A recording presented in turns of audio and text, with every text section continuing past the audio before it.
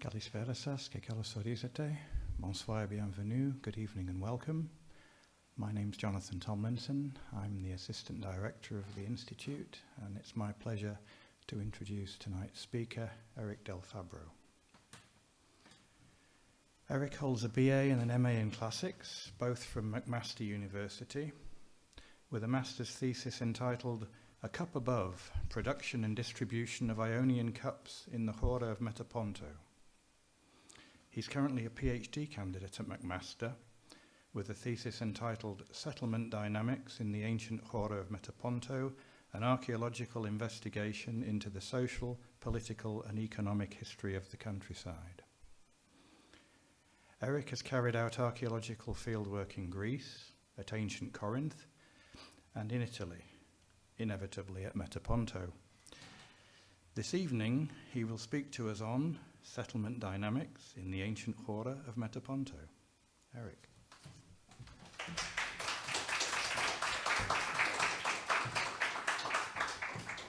All right. Thank you, Jonathan, for that introduction and for the invitation to speak here tonight. It's great to be back on home soil, as it were, and wonderful to have this opportunity to share my work with a broader audience in Athens. So thank you. My doctoral research centers, as you heard, on an archaeological field survey conducted in the chora of Metaponto in southern Italy. Here is a map of southern Italy with Metaponto indicated on the Ionian coast. The city was founded by Achaean Greeks from the Peloponnese around 630 BCE.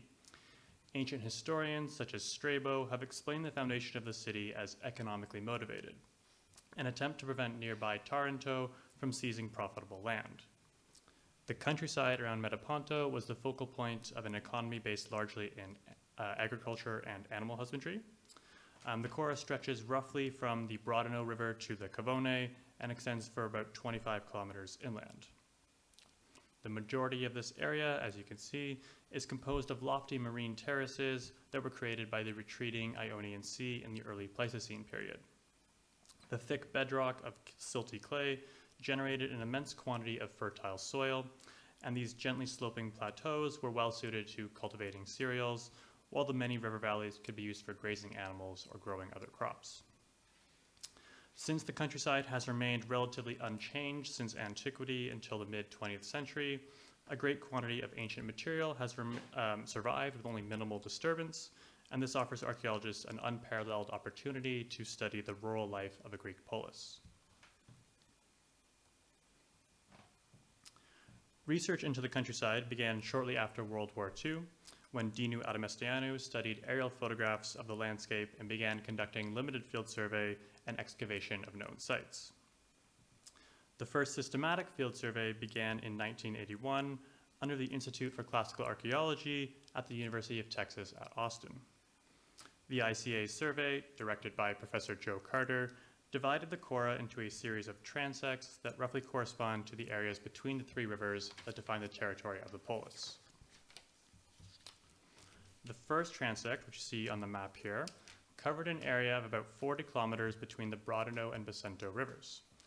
This area was chosen because it incorporated topographic features that were representative of the entire chora, and it was known to be the heart of Greek and Roman activity in the countryside.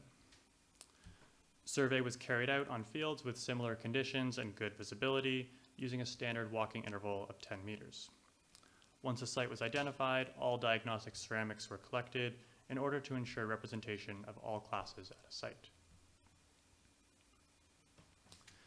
In 1990, the survey was extended to the other side of the Basento River, covering an area between this and the Cavone River to the south.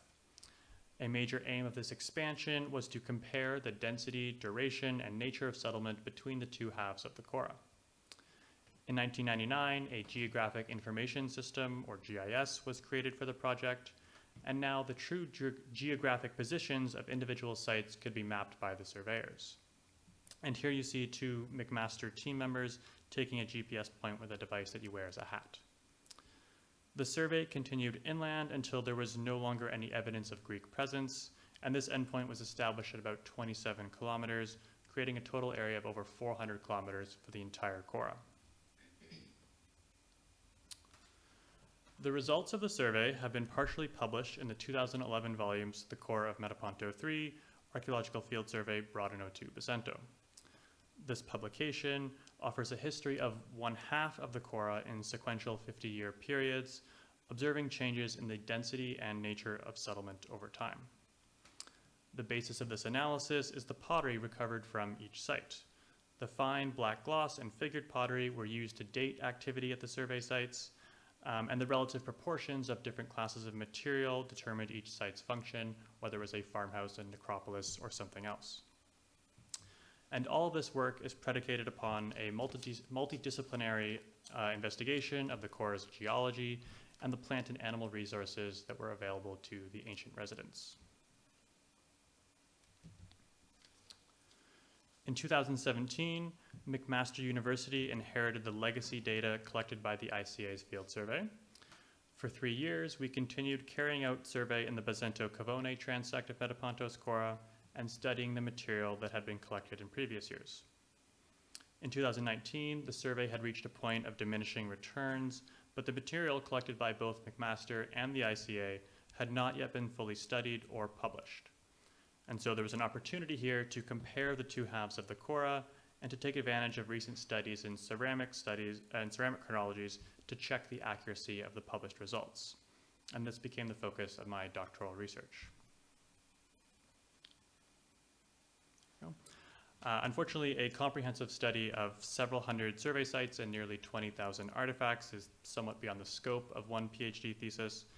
So to cut this massive material down to a manageable size, I created these heat maps of sites with black gloss pottery, the most diagnostic class of artifact collected during the survey.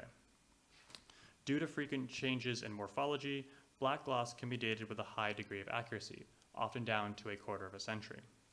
In addition, it's also common at all types of sites in the chora. It's found at farmhouses, necropoleis, sanctuaries, in all periods. And for this reason, focusing on areas of the chora with a high concentration of black gloss would allow me to investigate a wide range of sites across a pretty broad period. So these heat maps revealed 2 areas with particularly high concentrations of this material, which you see highlighted on the map in red. And so I decided to treat these 2 areas as case studies, analyzing the material from all the survey assemblages, mapping the position of the sites, and considering the implications for the historical development of the chora. So choosing areas with a high quantity of black gloss does mean that I am privileging the Greek period of the city's history over subsequent phases.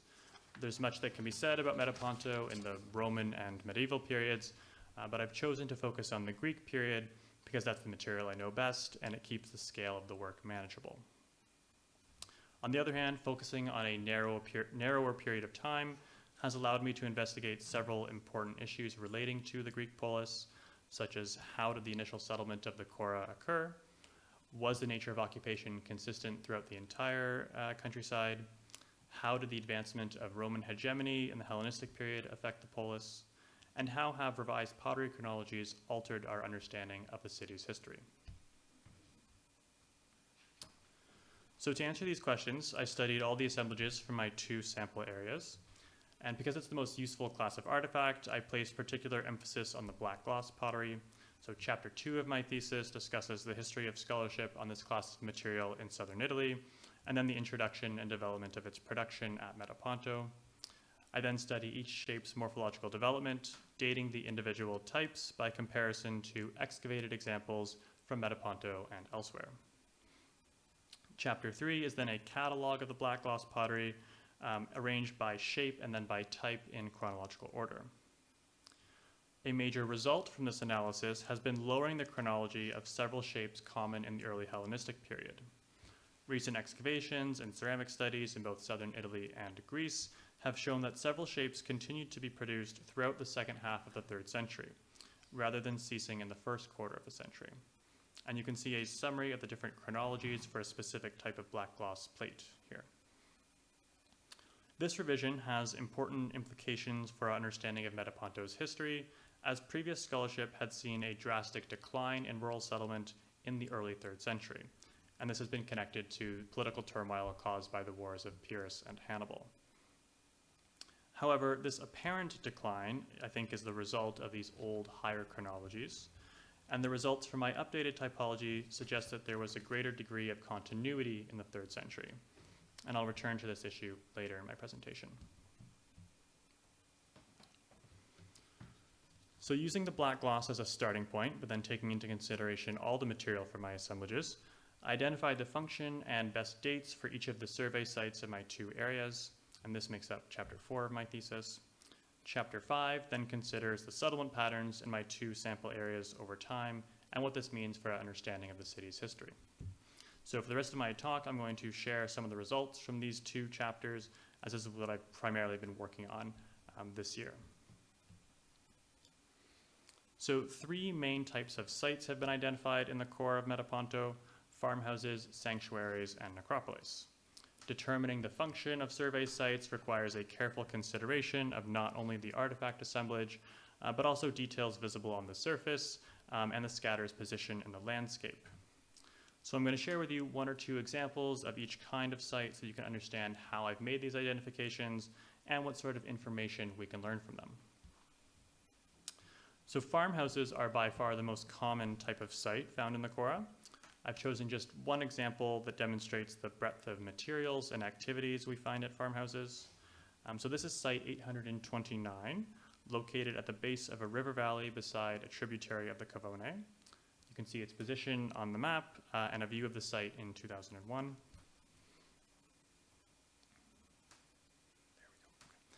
The most common class of artifact in this assemblage is black gloss, representing just over 50% of the total. Then we have plain and banded wares, about 13%, cooking vessels, 8%, pithoi, and several other classes with only a few artifacts each: terracottas, loom weights, wasters, this sort of thing. The identified shapes within the assemblage give an idea of the range of activities that took place here. The black gloss shows a heavy emphasis on drinking and food service. We have skiphoi, ring-handled cantharoi, plates, bowls, salt cellars, all these sorts of things. The plain and banded shapes consist of many jugs and other pitchers for storing and pouring liquids. Then we have pots and pans for stewing and frying food. Transport amphorae and pithoi suggest the storage of agricultural produce and the movement of products beyond the household. And then there are loom weights for textile production and even some terracotta plaques, which may have been part of household cult. The range of materials and implied activities demonstrate that this site was a permanent residence for a family group. People weren't just working here, they lived here, cooked here, drank, ate, and worshipped here. The pottery from this assemblage also offers information on when the site was active. There's black gloss datable to the 2nd half of the 5th century, but much more that belongs to the 3rd century. And a few fragments of Roman pottery suggest a renewal of occupation in the late Republican period. Because of Site 829's extraordinary size, it was chosen as a test site for a radiometric survey carried out in 2003. This investigation revealed the outline of a structure below the surface, whose plan you can see here.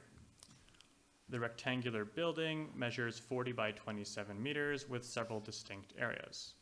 The surveyors have interpreted Area A as an enclosure or garden, Area B as a residential space, and Area C as a courtyard. You can see a whole bunch of anomalies in Area C, where they collected a high number of ceramics on the surface, in addition to lumps of vitrified clay. And these features suggest the presence of a kiln in the courtyard, although we would need to excavate to be certain. Kilns are known at several other farmhouses in the Cora, but the placement in the courtyard is rather unusual, particularly given the abundant evidence for domestic activity that I just talked about. So it may be that the farmhouse was converted into a ceramic workshop at some point. The assemblage contained a terracotta mold, which you see here, that has a parallel from the Roman period. So it's not a whole lot to go on, but this might suggest that in the Roman period, the farmhouse was converted into a workshop. So this is just one example of a farmhouse, and an exceptionally large one at that. Many others are much smaller, but they still feature similar proportions of vessels for drinking, eating, storage, as well as personal items. And these ratios closely resemble the results from excavated farmhouses in the Cora, which provides support for these identifications. So moving on to the second major type of rural site, we have necropoleis. Burials were common throughout the chora. Sites identified as tombs have several features that distinguish them from other types of sites. Many burials were constructed from roofing tiles or slabs of stone to form cists, and you see an example here. These construction materials are often visible during survey as low-density scatters. They are accompanied by a small quantity of ceramic artifacts, as the number of vessels buried with the deceased was generally low. Tombs are often marked by the presence of several shapes that occur primarily in funerary contexts. Large figured vessels such as craters, pseudo-panathenaic amphorae, and certain kinds of lekythoi appear almost exclusively as grave goods or tomb markers. Besides these, though, there are a whole range of ceramics that are similar to domestic sites. We have black gloss, coarse wares, transport amphorae, and even cooking vessels.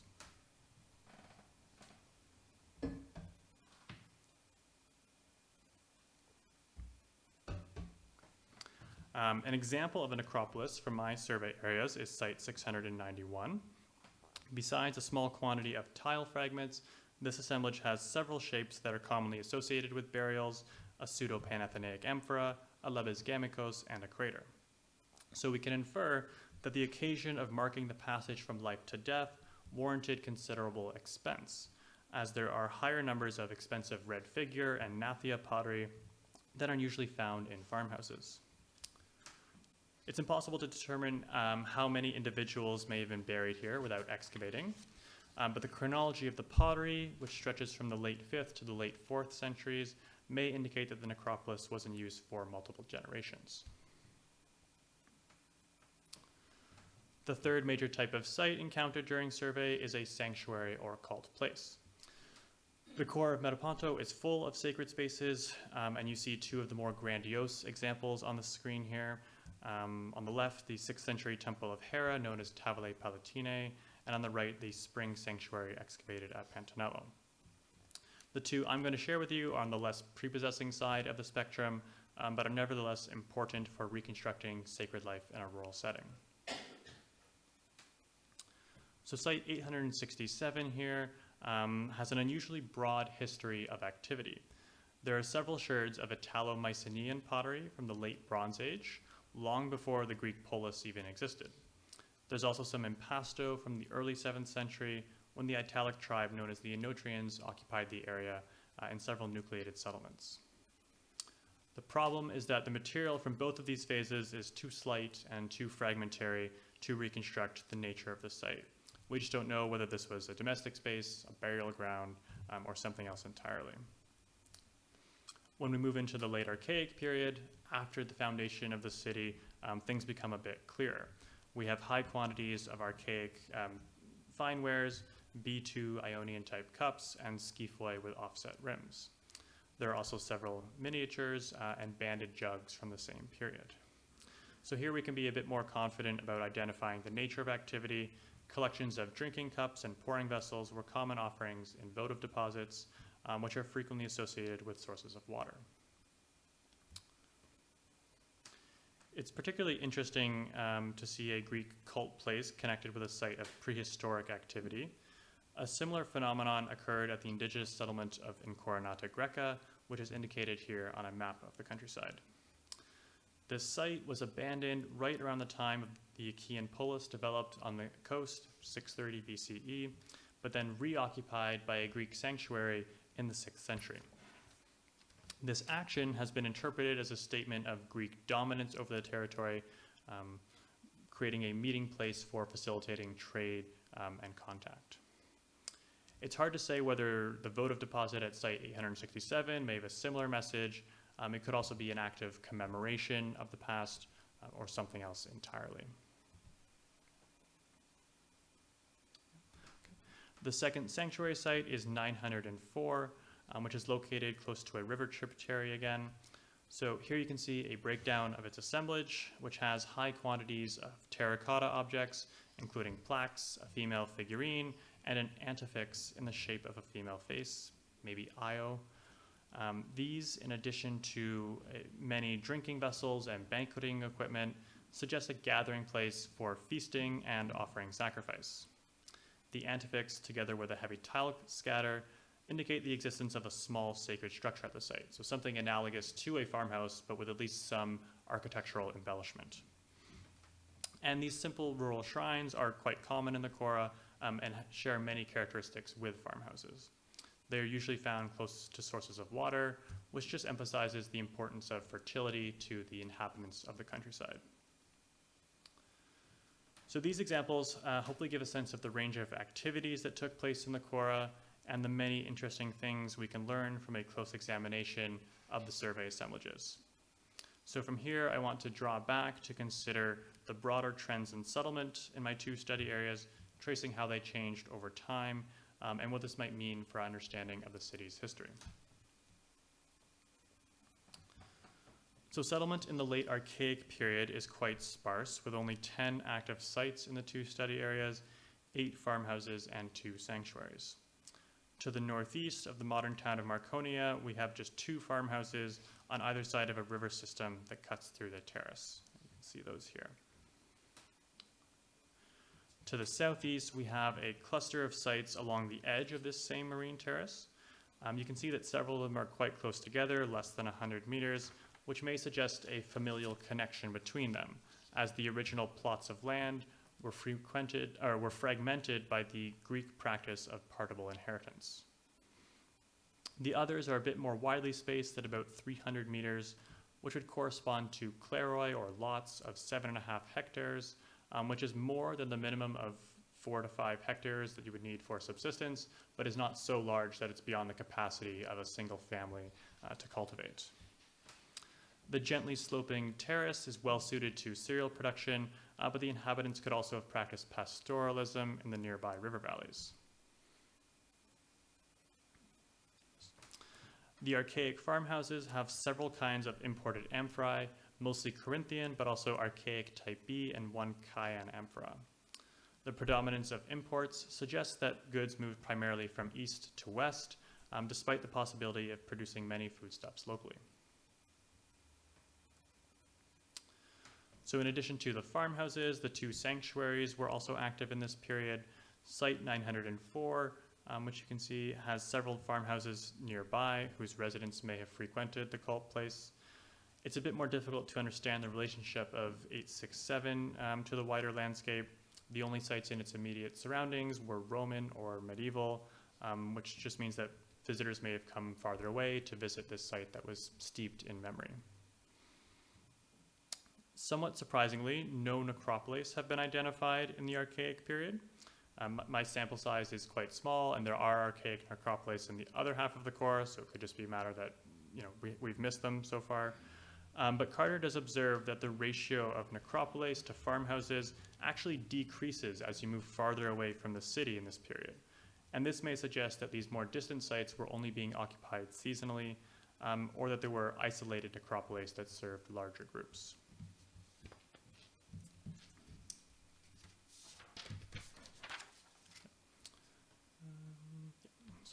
The first half of the 5th century is characterized by a contraction in rural settlement.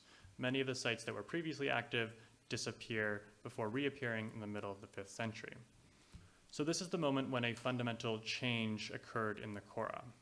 A system of linear features was observed in aerial photographs of Metaponto taken shortly after World War II. And so here you can see an aerial photograph with these linear anomalies indicated, but they are very difficult to see. You can hopefully see them better on this plan, which shows the full extent of the linear features in the Brodano-Bacento transect. These features, which are known as the division lines, are discontinuous and nearly parallel, with an average interval between them of 209 meters. That number corresponds almost exactly to the ideal size of a family kleros, an allotment of land. And for this reason, the lines have been thought to represent the division of the landscape into regularly sized plots. Excavation of several of these features has shown that they were canals, 6 meters wide on average and with a slope of 2% down towards the coast. And on the left, you can see a cross-section of one of them. The canals helped to drain the chora of excess water, which had become a serious problem for the inhabitants, eroding arable soils and creating malarial conditions. The canals were often flanked by burials and roads, as you see on the right, and these served to mark the boundary of properties and connect different parts of the chora. Pottery from these burials indicates that the division lines were implemented in the first half of the 5th century. So at this moment, the countryside was reorganized on geometric principles, and a redistribution of land took place, which has been connected to the rise of a democratic government in the city. And here you can see a map of my study area with these hypothetical lots overlaid.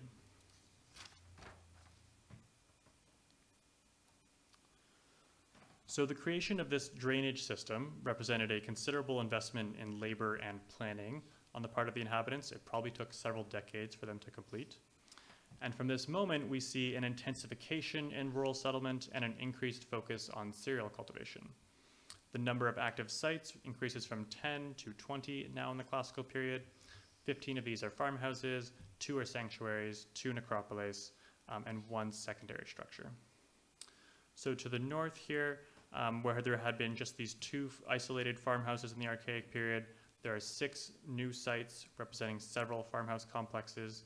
Site 692 can be considered a single unit of farmhouse and associated burial ground. Just 200 meters to the south is another farmhouse necropolis unit. And so the sites in this area had abundant arable land to cultivate cereals, and the nearby Basento Valley likely provided additional resources, as well as a means of communication and transportation.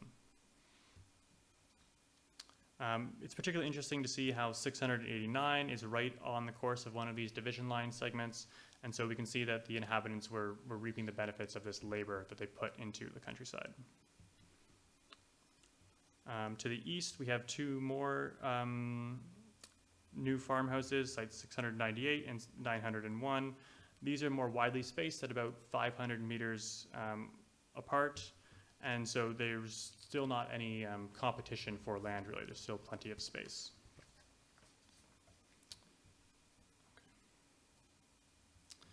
And to the south, several of the archaic farmhouses reappear, and they are joined by several newcomers. We can see a clear preference for the elevated marine terraces over the low river valleys. Only one site, 829, chose the latter, which may indicate different economic strategies, that they relied on pastoralism more than agriculture. It's particularly interesting to see that despite the availability of good soil in this area, the farmhouses chose to occupy the edge of this marine terrace with an average spacing of only 150 meters between them. You can see these 3 division lines crossing through this area, but no actual sites are in there. And so here I think we can see communal planning in action, that the residents implemented this drainage system to improve the quality of the land, and then chose to set this area aside for cultivation rather than habitation. The first half of the 4th century was a period of stability and slight growth for the 2 study areas. So to the north of Marconia, nearly all the sites active in the 5th century remain so.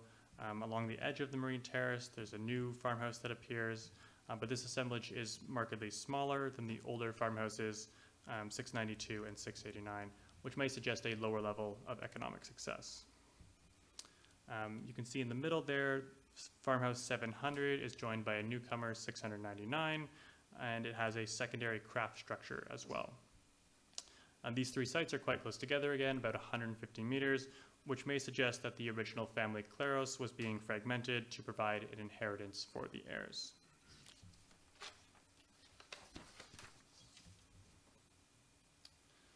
The situation is much the same on the southern edge of the marine terrace. All the previously active sites remained so in 400 to 330, except for one that has disappeared.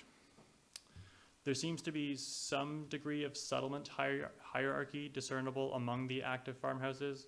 Sites 829, 876, and 912 are significantly larger than the others, not only in terms of their total assemblages, but also the quantity of material datable to this period. And this is common in the Basento transect as well, where the more long-lived farmhouses seem to achieve a higher degree of economic success than newcomers. In addition to an intensification of agricultural activity, The number of burials in the two study areas also increased. So from 0 in the Archaic period, we now have 2 dedicated burial grounds, as well as 4 farmhouses with adjacent tombs. So instead of the seasonal occupation that may have characterized the Archaic period, people now lived, worked, and died out in the countryside. Or at the very least, more people were being buried in an archaeologically visible way. Both sanctuaries from the Archaic period returned to visibility in the mid-5th century, and several farmhouses also have terracottas and votive objects, which just demonstrates how religion was integral to life in the chora. In the early Hellenistic period, we see even greater intensification of activity in the countryside. The number of active sites grows from 20 to 30 in the late 4th, early 3rd centuries. So to the north here, all the farmhouses from the previous period continued to be active, and several new ones appear near older sites, which again likely represents the division of those family plots. There are also several new necropoleis, another sign that the population of the chora was increasing. The farmhouses in the early Hellenistic period continued to benefit from the maintenance done to the landscape to facilitate the cultivation of cereals. Higher number of pithoi and locally produced transport amphorae testify to Metaponto's growing role as an exporter of grain. To the south of Marconia, the number of farmhouses remains about the same, but there's an increase in the number of burials. 4 of the 6 farmhouses in this area have necropoleis immediately adjacent to them, and there are 2 new isolated necropoleis up to the north, sites 606 and 656. And they don't seem to have any residences or other sites in their vicinity. So these dedicated burial grounds are a strong sign that the number of people living and dying in the chora was beginning to surpass the capacity of family plots. Of the 2 dedicated sanctuaries, only 904 remained active in this period, but again, several farms have evidence for domestic cult.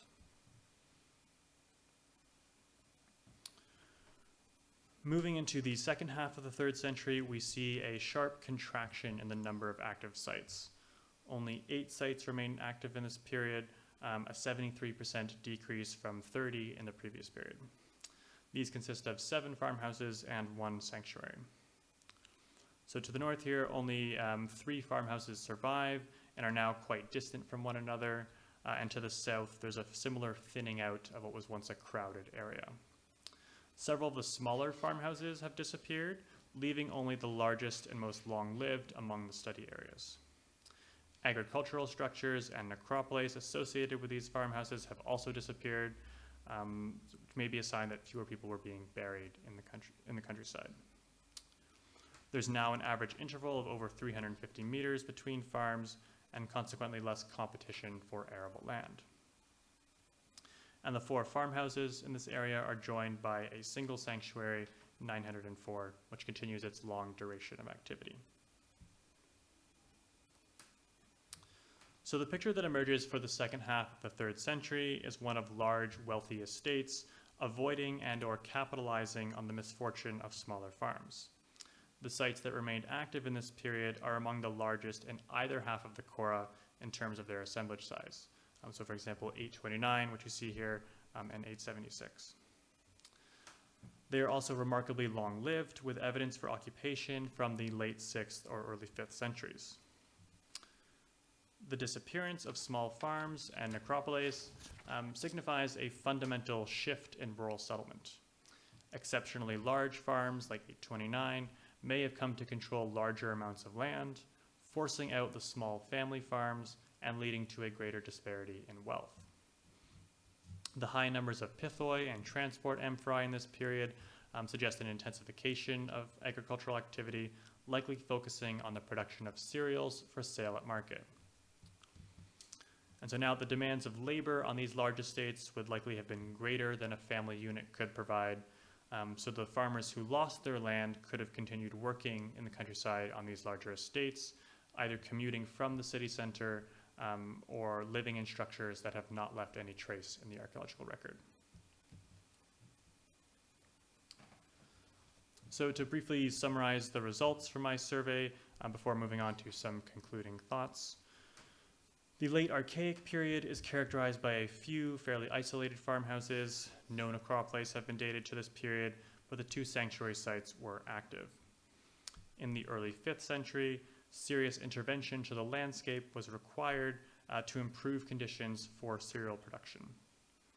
These older farmhouses reappear, and they are joined by several newcomers, filling in the countryside. The 2 sanctuaries continue to be active, and now for the first time we have evidence for burials adjacent to farms. The intensification of agricultural activity continues into the Hellenistic period, when the number of active sites reaches its peak. The infilling of the chora continues, with clear growth in several family units. This period also has the highest number of burials, which again confirms an increase in rural population. From this peak, rural occupation falls to its lowest point in the second half of the 3rd century. Only 8 sites can be considered active, and these are the largest and most long-lived among the study areas. Smaller farmhouses have disappeared, and this contraction likely reflects broader social changes and a growing disparity in wealth among citizens. Despite these changes, the material culture being produced remains the same. It's Greek-style pottery like black gloss, plainware, and cookingware. It's only in the 2nd century the development of genuine villae rusticae in the Roman tradition signals the complete transformation of the countryside. This period, though, is outside the bounds of my project. So just to kind of come back to these key questions that I mentioned as a way of concluding. So first, it does seem that the chora was occupied in distinct stages. The broader Novecento transect has several sites with material from the late 7th or early 6th centuries. On the other hand, the earliest material among my assemblages belongs to the second half of the 6th century. So we can perhaps imagine that the initial settlement of the countryside concentrated closer to the city and then moved across the Vicento River in a second wave. Despite this initial difference, there are many similarities between the 2 halves of the chora. There's a clear preference for these elevated marine terraces that were suitable for cereal cultivation over the low river valleys. The basic unit of farmhouse plus associated necropoleis occurs all over the chora in all periods. And pairs of farmhouses 100 meters apart are quite common as families grew and had to divide their original lots. Although ancient historians claimed that Metaponto became a desolate backwater following the wars of Pyrrhus and Hannibal, the archaeological evidence suggests a more gradual process of transformation whose impetus cannot be wholly laid at the feet of the Romans. So rather than an immediate and complete collapse, it's only in the second half of the 3rd century that we see a contraction in rural settlement. And despite this, several long-lived sites continued to be occupied, and Greek-style pottery continued to be produced and consumed locally. Finally, I hope this analysis has proven the importance of continually revising and updating pottery chronologies.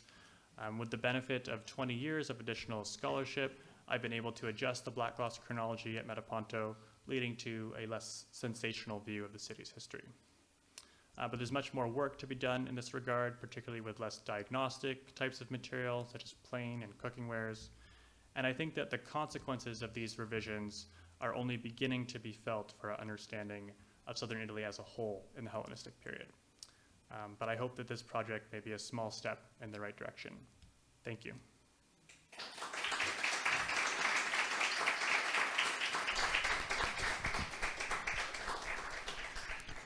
Thank you very much. If there are questions and comments, please raise your hand and I'll get the microphone to you.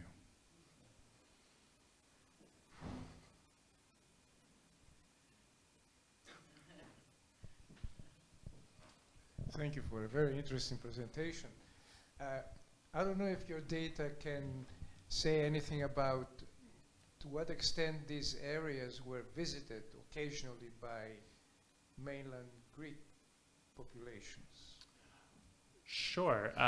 So there's more evidence for contact in the early periods. So Metaponto itself was founded by Greeks from the mainland in the late 7th century, and that was a common case for several other cities in southern Italy. After that, it's hard to say exactly how much contact there was, but we do know of Corinthian amphorae being imported, and so certainly contact with different Greeks. In the Hellenistic period, there's epigraphic evidence that suggests people from Italy were moving elsewhere in the Mediterranean. So there does seem to be quite a bit of movement at all times. Yeah. Thank you. Yeah, no problem.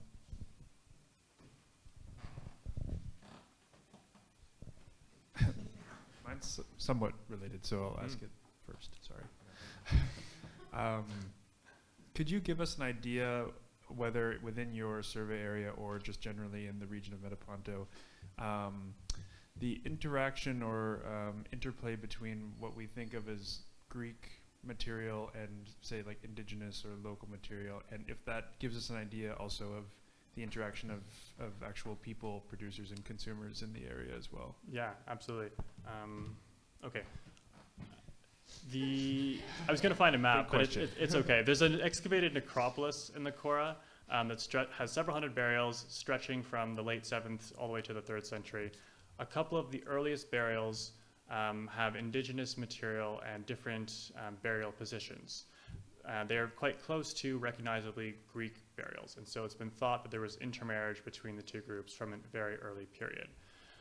Then we hear of influxes of Lucanians in the 5th and 4th centuries, adding to that diversity.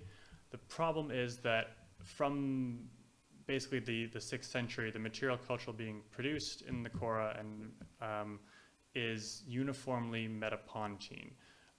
The indigenous material seems to disappear very quickly, and by the 4th century, even in Lucanian centers, like some of the ones that are farther inland, it's disappeared there too. They're using Greek-style black gloss in Lucanian centers by the 4th century. Thank you. Thanks, Eric. I'm interested in the interaction between the countryside, the Chora, and the Asti at Metaponto. And I wonder if you've been able to do some initial looking at the ways in which the dynamics of settlement and land use that you've mapped out for us in the Chora are interacting with or echoed in the dynamics within the Asti itself. So are these periods of intensification sort of tied to activity in the city center, or is the Chora functioning more or less independently? No, there seems to be a very strong correlation. So the second half of the 6th century, we have a lot of activity in the Chora, and at the same time, monumental building projects going on in the Asti, temples going up, and ecclesiasterion being built. Then the 5th century, we have this problem, the rising water table, settlement seems to slow down. They're busy building these canals in the countryside, and building projects seem to stall in the Asti. Things pick up again in the second half of the 5th century, and it kind of goes that way throughout the city's history. The 3rd century, we have less population in the Chora, and also a Roman fort literally being built in the city center on top of a Greek stoa. So this very tangible evidence for intervention. That's great, thank you. Yeah, no problem.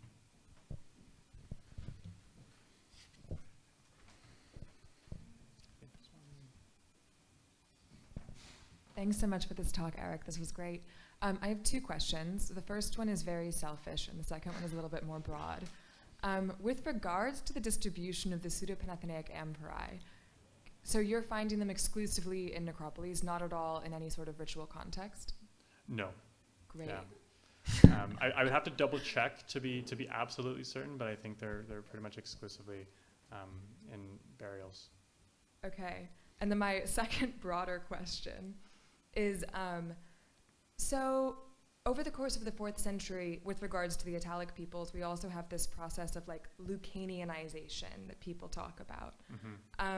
You may have already completely answered this with the question, with your statement that there is exclusively Greek-looking pottery in this area, but even within this Greek-style pottery, are we seeing any shift in rural identity that might be happening at the same time as this or in response to this, particularly given various arguments that Metaponto is from the get-go composed of like a combination of folks from mainland Greece and potentially this mobile population coming from Incoronata? In terms of the pottery, I don't think so.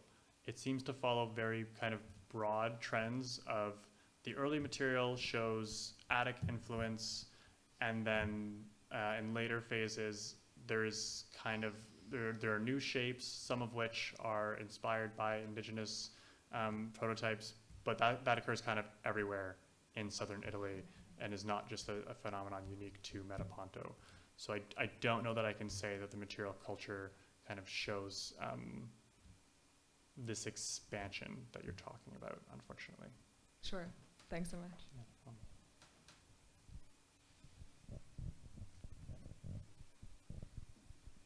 Thanks for this great talk. I wanted to ask, the classical farmsteads, do they also show traces of pottery production? Yes, there are some 30 sites in the Chora that have been that have evidence for ceramic production in all periods. So that there's one that I showed you that definitely I think has a kiln there, and there are several others that have been excavated that have workshops right near to a residential space. And is there any indication in the survey samples as to what kind of ceramics were they producing? Were they making roof tiles? Were they making cooking pots, storage pots, transport pots? Yeah, it seems to be a little bit of everything, except for figured ware, which seems to be exclusively a product produced in the Asti. But cooking wares, transport amphorae, and fine wares like black gloss were being produced in the It's Chora. interesting that such a specialized profession actually was undertaken Yeah. at these farmsteads, which indeed are usually interpreted as family farms. Yes, and quite distant too from the Asti. Some of these are quite far away. It seems that from an early period, the Chora was fairly self-sufficient in producing pottery for itself. But we also know that pottery from both Asti and Chora was being transported further inland to an indigenous group. So it could be that these farms were engaging in ceramic production as another means of economic diversification. Yeah. Thanks. Thank you. Any more? If not, we can continue the discussion over a glass of wine in the adjoining rooms. Please join me in thanking Eric once again.